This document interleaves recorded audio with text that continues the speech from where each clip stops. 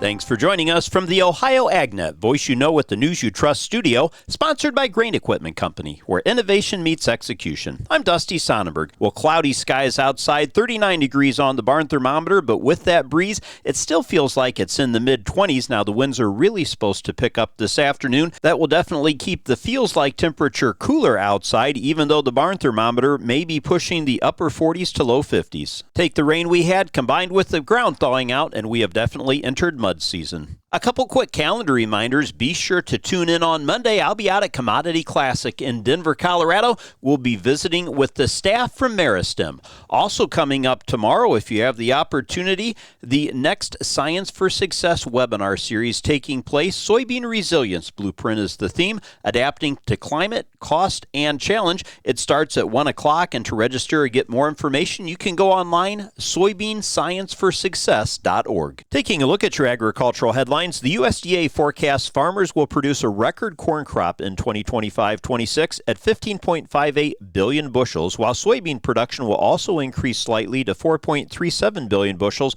that despite lower planted soybean acres. Now, USDA estimates farmers will plant 94 million acres of corn, that up 3.4 million acres from this past year, while soybeans planted are forecast to be 84 million acres, that actually down 3.1 million. USDA released its grains and oilseed outlook early on Thursday, offering USDA's first estimate of the 2025-26 crop year, and it releases the forecast as part of its Agricultural Outlook Forum. Now, they peg production at 15.585 billion bushels of corn, that up 718 million bushels, with a yield estimate of 181 bushels per acre, and if that number holds, both production and yield would be record numbers. For soybeans, they estimate farmers will plant 84 million acres of beans, that down 3.1 million acres, but the yield would be up to 52.5 bushels per acre. That's a 1.8 bushel per acre increase, and that puts production at 4.37 billion bushels, up 4 million bushels from what it was in 24 and 25.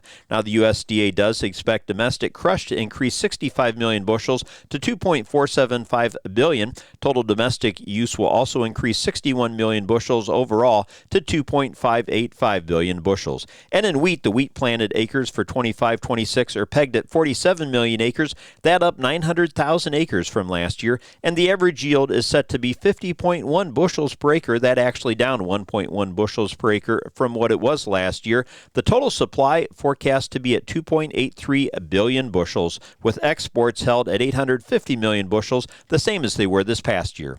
Well, let's take a look now at your weather forecast, brought to us by Seed Consultants. Simply better performance, online at seedconsultants.com. With the forecast, here's Dale Minyo.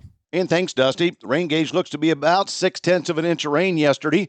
Today, we will not contain a break from rainfall. Some rainfall will carry on overnight and into early morning in the east side of the state. Then a system to our north will create showers in Indiana and the western half of the state. That will then sweep across the rest of the state in the evening, while the southeast is likely to see up to 0.5 inch of rain throughout the day. The rest of Ohio will be close to 1/3 of an inch. Moderate gusts up to 25 miles per hour will be possible and will continue during daytime hours through Saturday. Friday evening, we will see us start to dip far below the normal temperatures with highs in the mid-20s and lows in the mid-teens. Afterwards, we will begin transition between surface level troughs over the weekend, partly cloudy skies on Saturday become clear on Sunday and Monday.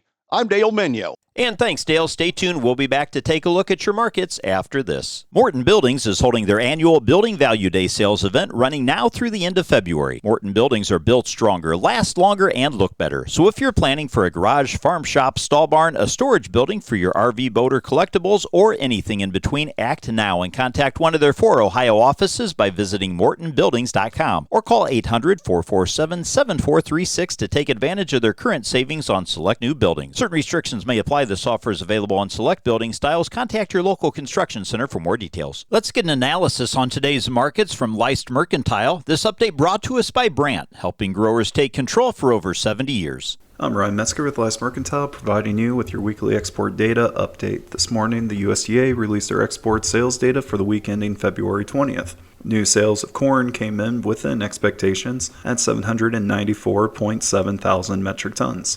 New sales of soybeans came in within expectations at 410.9 thousand metric tons. And finally, new sales on wheat came in below expectations at 269,000 metric tons. To now meet the USDA export targets, we will need to see weekly sales of 494.6 thousand metric tons of corn, 201.3 thousand metric tons of soy, and 115.5 thousand metric tons of wheat. Please visit our website at lifemercantile.com to learn more about our grain marketing program and crop insurance services. Thanks, Ryan. Let's take a look now at what the markets are doing, brought to us by Seed Consultants. Simply better performance online at seedconsultants.com. Well, March corn is trading down 6 cents, $4.72 and 1/4 cent. March beans are up 5 1/4 at 10.29 and 3/4 cent. But wheat for March is trading down 14 1/4 at $5.51 and 3/4 cent. February live cattle trading up 57 1/2 cents at 199.40. But April lean hogs are down $2.10, $86.20. Thanks for joining us and have a great day. This is the Ohio AgNet.